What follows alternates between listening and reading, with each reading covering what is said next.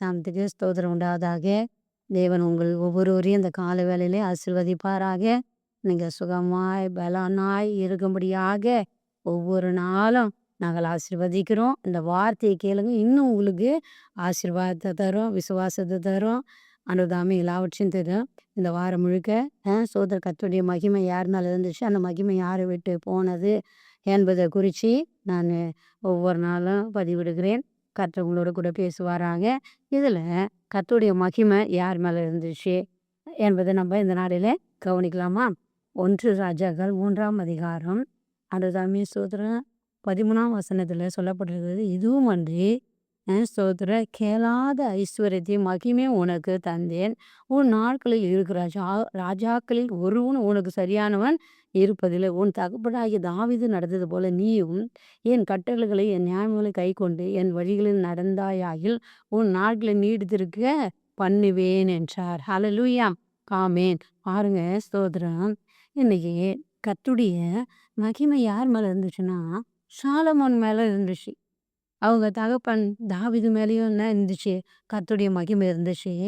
நீ உங்கள் தாவீது உங்கள் அப்பா எப்படி செய்தாரோ அதுபோல் நீ என்ன பண்ணணும், நடக்கணும் அப்படின்னு சொல்லிட்டு அவர் மகிமையை கொடுக்குறாரு, கனத்தை கொடுக்குறாரு, செல்வத்தை கொடுக்குறாரு, அதிகாரியாய் வைக்கிறாரு. ஹல்லேலூயா, ஆமேன். அடுதாமே 3ஆம் அதிகாரத்தில் அடுதாமே ஸ்தோத்திரம் 3ஆம் அதிகாரத்திலே ஆண்டுதாமே 7ஆம் வசனத்தை நம்ம வாசிக்கும்போது இப்பொழுது என் தேவனாகிய கர்த்தாவே தேவரீர் உமது அடியேனை என் தகப்பனாகிய தாவீதின் ஸ்தானத்தில் ராஜாவாக்கினீரே.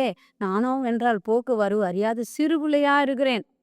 அவர் சின்ன பிள்ளையா இருக்காரு. ஆனால் ஆண்டவர் அபிஷேகம் பண்ணி ராஜாவை வைக்கிறார். அப்போ அந்த ஜனங்கள் நடத்துறதுக்கு எனக்கு ஞானம் கிடையாது அப்படின்னு ஆண்டவரை கேட்குறாரு. ஆண்டவர் என்ன பண்ணுறாரு, இந்த 13ஆம் வசனத்தில் 3:13 இதுமன்றி கேளாத ஐஸ்வர்யத்தையும் மகிமையும் உனக்கு தந்தேன். உன் நாள்கள் இருக்கிற ராஜாக்கள் ஒருவன் உனக்கு சரியாக இருந்ததில்லை. ஆண்டவர் பாருங்க, ஆண்டவர் அவருக்கு ஞானத்தை கொடுக்குறாரு, செல்வத்தை கொடுக்குறாரு, அதிகாரியாக வைக்கிறாரு. இந்த 3 காரியத்தை அவர் ஒன்றே ஒன்று தான் கேட்டார், எனக்கு ஞானம் மட்டும் தாங்கன்னு கேட்டார். ஆனால் ஆண்டவர் பாருங்க, ஆண்டுடைய மகிமை இருந்தால் தான் உனக்கு இந்த ஜனங்களை நடத்தக்கூடிய ஞானத்தை கத்த தருவார். அவங்களுக்கு நியாயம் விசாரிக்க ஞானத்தை தருவார். அவங்களுக்கு விசாரிக்க ஞானத்தை கொடுத்துட்டு செல்வம் இல்லைன்னா என்ன பண்ணுவார், செல்வத்தையும் ஆண்டவர் அவருக்கு கொடுக்குறாருங்க. ஸ்தோத்திரம். அப்படியாக அவர் ஒரு பதவியை வைக்கிறார், அபிஷேகம் பண்ணி மகிமையை கொடுத்து அவர் ராஜாவாக என்ன பண்ணுறாரு, அவங்க அப்பா சாணத்தை சாலமோனுக்கு கொடுக்குறாரு. ஆண்டவர் தாமே ஸ்தோத்திரம். இன்னைக்கு நிறைய ஊழியக்காரர்கள் பிள்ளைங்க என்ன பண்ணுறாங்க, மகிமை இழந்துடுறாங்கங்க. கர்த்தருடைய மகிமை என்ன பண்ணிடுறாங்க, ஏலியின் பிள்ளைகள் வேலியான் பிள்ளைகள் மாறிட்டாங்க. அவங்க மகிமை இழந்து போயிட்டாங்க. ஏலிக்கு அப்புறம் ஆண்டவர் தாமே ஸ்தோத்திரம் அவங்க பிள்ளைங்க தான் வரணும். ஆனால் அவங்க வரவே இல்லை. அல்லேலூயா. இன்னைக்கு ஸ்தோத்திரம் தாவீதுடைய பிள்ளை சாலமோனு பாருங்க, அவர் ராஜாவா ஆக்குறாரு. ஆண்டவர்தாமே ஆண்டுடைய மகிமை யார் மேலே இருந்துச்சு, தாவீது மேலேயும் இருந்துச்சு, சாலமோன் மேலே இருந்ததுனால அந்த ஜனங்கள் என்ன பண்ணுறாரு, ஆண்டவர்தாமே ஞானமாய் நடத்துகிறாரு. அல்லேலூயா.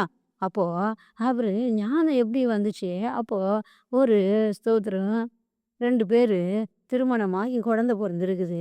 ஒரே நாள் அவங்களுக்கு குழந்தை பிறந்திருக்கு. அவங்க 2 பேரும் நைட்டில் படுத்துட்டு இருக்கிறாங்க. படுத்துட்டு இருக்கும்போது ஒரு அம்மா அசந்து தூங்கி பிள்ளை மேலே படுத்துச்சு.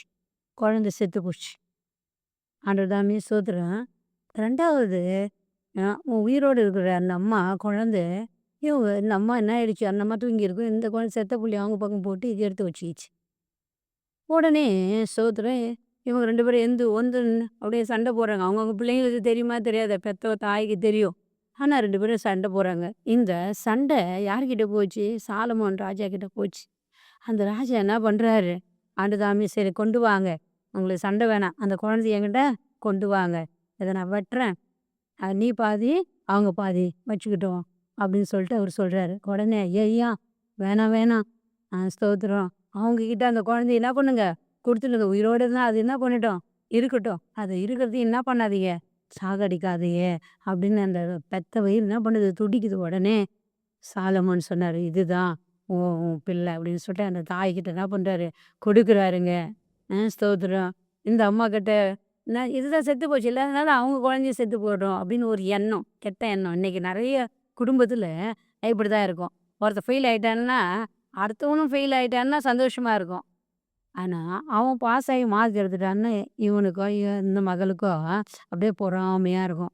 அவன் வீடு கட்டிட்டான்னா, நம்ப வீடு கட்டணும். நம்ம வீடு கட்டல. ஐயோ! அவன் அத்தன மாடி கட்டிட்டானே நமக்கு இல்லையே. இப்படி பொறாமைகள் நமக்குள்ள என்ன பண்ணக்கூடாது? வரக்கூடாது. பொறாமையே எலும்புருக்கி என்று வேதம் சொல்லப்பட்டிருக்கிறது. ஆண்டதாமே, ஆண்டவருடைய மகிமை உன் மேலலாம் இருக்காது. ஹல்லேலூயா! அப்போ ஆண்டவருடைய மகிமை உன் மேல இருக்கணும்னா, என்ன பண்ணணும்? உனக்கு ஞானத்த கர்த்தர் தருவாரு. செல்வத்த கர்த்தர் குடுப்பாரு. அதிகாரியா வைப்பாரு. ஆமென். ஆனா, ஆண்டவருடைய மகிமை உன் மேல இருக்கணும். அது எப்படி இருக்கணும்னா, அதிகாலையில எழுந்து ஆண்டவர என்ன பண்ணணும்? துதிக்கிற பிள்ளையா இருக்கணும். தாவீது துதிச்சாரு.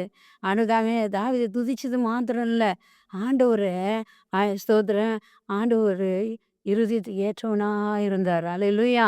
தாவீது ஆண்டவர்தாமே பாவம் செய்தபோது கூட மன்னிப்பு கேட்டாரு. ஆண்டவர் பிரியமா இருந்தாரு. ஆண்டவர் தாமே ஸ்தோத்திரம். ஆனா, அவரு ஆலயத்த கட்ட முடியல. நெறைய சேர்த்து வச்சாரு ஆலயத்த கட்ட. அவங்க மகன் கட்டட்டும் அப்படின்னு சொல்லிட்டு.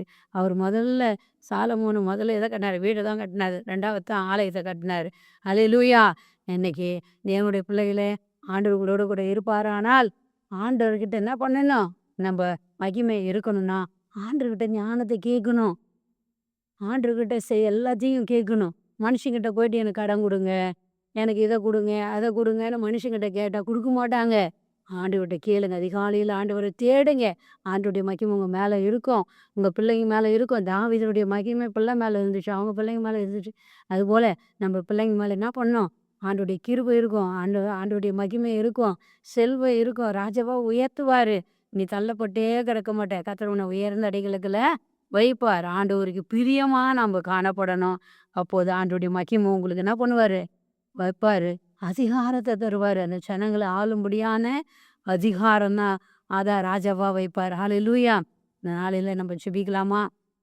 எங்கள அதிகமா நேசிக்கிறீர்கள் அன்பின் தகப்பனே! சாலமோனுடைய ஆண்டவரே! அப்போ ஆலயம் கட்டி முடிச்ச பிறகு கர்த்தருடைய மகிமை அவர் மேல இறங்குச்சு. ஆலயத்தில இறங்குச்சு அப்பா. ஜனங்க மேல இறங்குச்சு அப்பா. அவர் மேல இறங்குச்சு ஆண்டவரே! ஐஸ்வர்யத்த குடுத்தீங்க அப்பா. மகிமைய குடுத்தீங்க ஆண்டவரே! கனத்த குடுத்தீங்க. செல்வத்த குடுத்தீங்க ஆண்டவரே! அதுபோல இத கேட்கிற ஒவ்வொரு பிள்ளைங்களும் உமக்கு பிரியமா இருக்கட்டாப்பா. ஆண்டவரே உமக்கு பிரியமானது தாவீது நல்லது செய்தார் ஆண்டவரே! அதுபோல நல்லது செய்ற பிள்ளைகளாய் காணப்படட்டும். ஆண்டவரே தன் பாவங்களை மறைக்கிறவன் வாழ்வடைய மாட்டான். அவைகளை அறிக்கை செய்து விட்டுவிடும்போது இரக்கம் பெறுவாரே. ஆண்டவருடைய மகிமை பிள்ளைகள ஒவ்வொரு வழியும் மூடட்டும் என்று மனதார வாழ்த்தி நான் ஆசீர்வதிக்கிறேன். நல்ல பிதாவே. ஆமென். God bless you. கர்த்தர் உங்களை ஆசீர்வதிப்பாராக. ஆமென்.